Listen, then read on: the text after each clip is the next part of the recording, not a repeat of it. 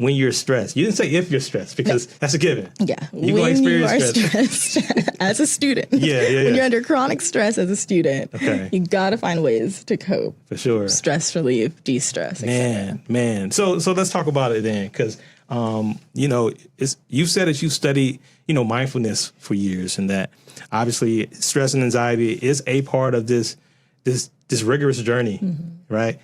What was sort of your early indications or your sort of early awareness of how much of a problem or issue this is?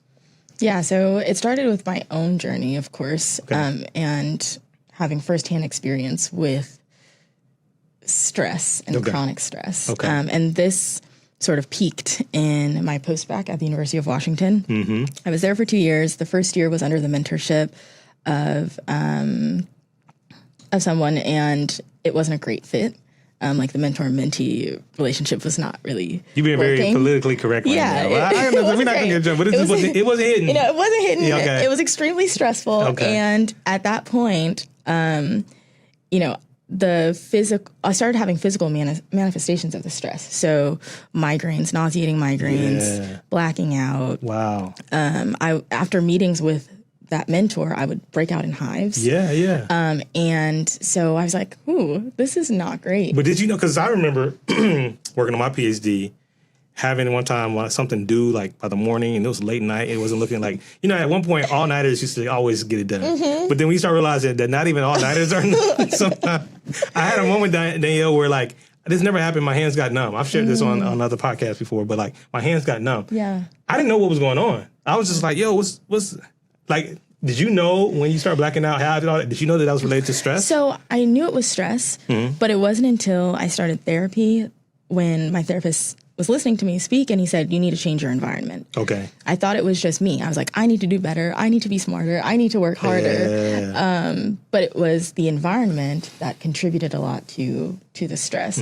So I didn't make that connection. I knew it was stress, but I was like, I can do better by doing more. Doing better by doing better. I can do better by doing better. Exactly. Which is kind of like circular reasoning. That was not the resolve. But it was the environment. Got you. So this was happening, and you actually had a case of blacking out in the lab or something? So I didn't know how I got home a lot of days. Whoa. Yeah, I would just wake up in my bed. Whoa. And I was like, how did this happen? Yeah. And I was like, hey, we need help. Yeah. We need to get help. Yeah. For real.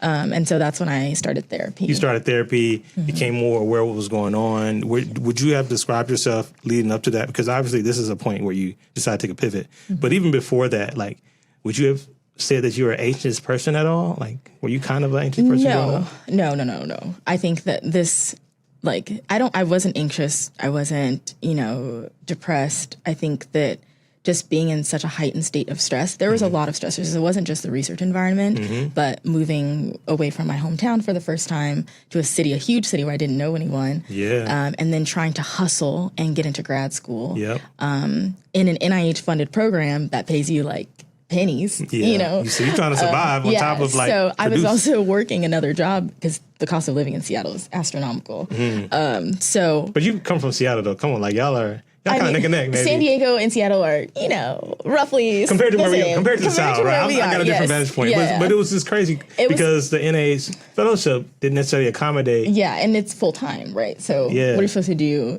Right.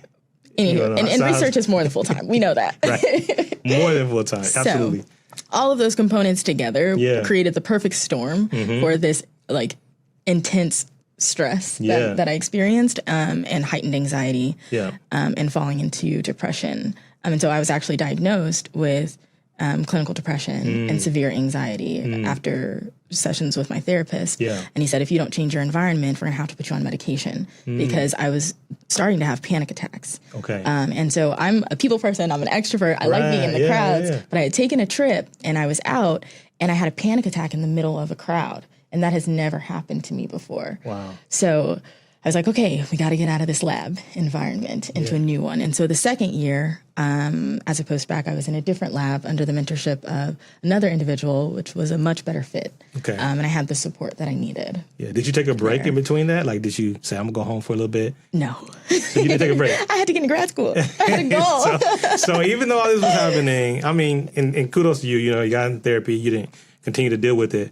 but you were still goal oriented. You still wanted to get grad school in. It was all or nothing. It was all or nothing. Yeah. Yeah. So you became more mindful. I did. You became more mindful. Yes. So was sort of that was that when the torch was passed to you as someone that, all right, I'm going to actually start studying this and learning this on my own? Yeah, so I had an experience in undergrad. I took a Buddhist psychology class. And I also, at the time, had a best friend who introduced sort of the mindfulness meditation concept. Yep. So during that period of high stress, I tried to go back to some of those resources and reteach, relearn, and implement, but it just wasn't working. Yeah. And so when I got into therapy and he gave me tangible things to implement, like, having a routine, developing good habits to support, overall wellness, like taking breaks and breathing and doing all of these things.